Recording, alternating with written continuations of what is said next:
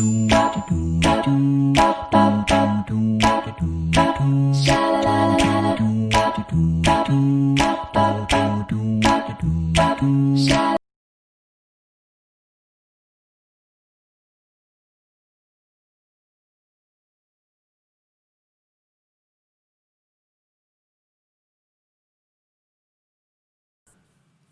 Listeners, कैसे हैं आप सब। आई होप आप घर पे हैं और सुरक्षित हैं। आज मैं लेके आई हूँ आस्था और ऋत्विक की कहानी।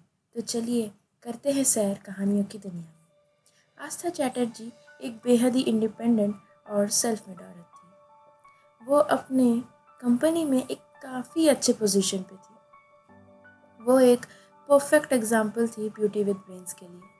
28 साल के होने के बावजूद ना उसका कोई लव इंटरेस्ट था, ना ही कोई शादी का ख्याल। वो कहते हैं ना, हर खूबसूरत इंसान के अंदर भी एक खूबसूरत इंसान हो, ऐसा ज़रूरी नहीं होता। उसके इस ख्याल के पीछे भी उसका सदियों पहले टूटा हुआ दिल था। एक दिन उसके घर आया एक इनविटेशन कार्ड। वो एक बर्थडे का इनविटेशन था। किसी सुहानी चौधरी का नाम लिखा था उस पर। थोड़ा सोचने पे उसको याद आया कि सुहानी तो नेत्रा की बेटी है। नेत्रा जो हाल ही में एक बिजनेस टूर के दौरान इसकी दोस्त बनी थी। ये सोचते हुए उसको ठीक लगा कि हाँ, मतलब बर्थडे में जा ही जा सकता है। तो उसने ठान लिया जाने का। जल्द ही वो तैयार होकर निकल पड़ी। रास्ते में उसने सुहानी के लिए एक प्यारा सा गिफ्ट लिया और पहुंच गई पार्टी में।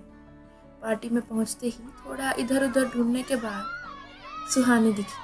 सुहानी एक बहुत ही प्यारी सी छोटी सी 3 साल या 4 साल की बच्ची होगी। आस्था ने बहुत प्यार से उसके हाथ में वो गिफ्ट थमाया और कहा, हैप्पी बर्थडे एंजल, आप कितने प्यारे हो। फिर सुहानी अपने दोस्तों के साथ खेलने चली गई। कुछ ही देर में नेत्रा भी आस्था से मिलने आई। हाय आस्था, वेलकम। ऐसे ही कुछ देर उन्होंने बातें की और नेत्रा दूसरे गेस्ट को अटेंड करने चली गई।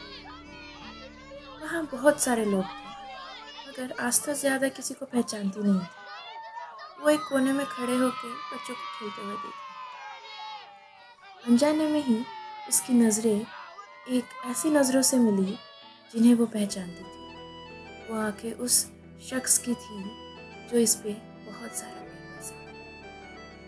वो आंखें थी ऋत्विक की। जैसे ही उनकी नज़रें मिली, हज़ारों ख्याल, हज़ारों यादें, हज़ारों इमोशंस दोनों के दिल में बहने लगे।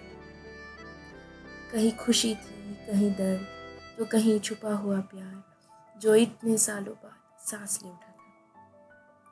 वो दोनों एक दूसरे में इतना खो गए थे कि उन्होंने देखा ही नहीं कि कहाँ है, क्या चल रहा है आसपास। उनके लिए तो पूरी दुनिया ही ब्लर हो गई थी। उनको तो बस एक दूसरे की नज़रें ही बुला रही थी।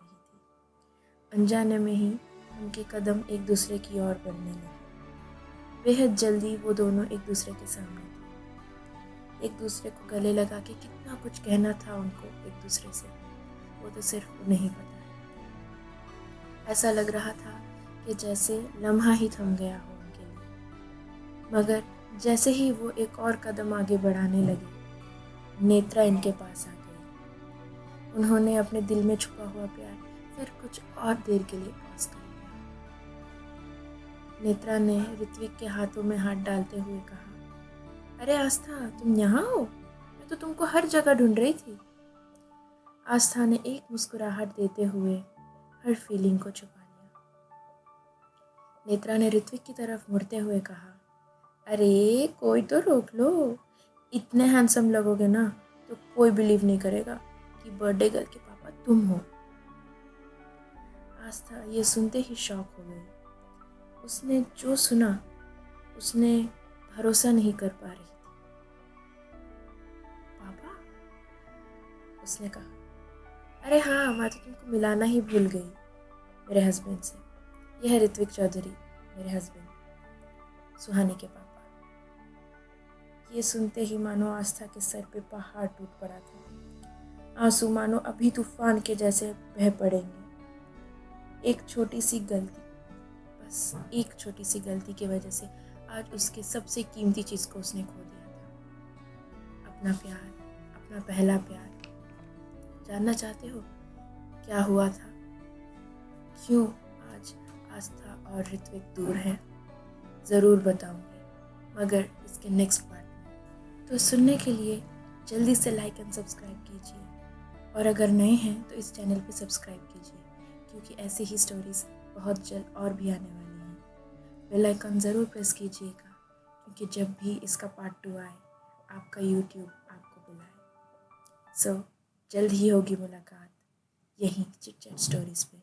तब तक के लिए टेक केयर।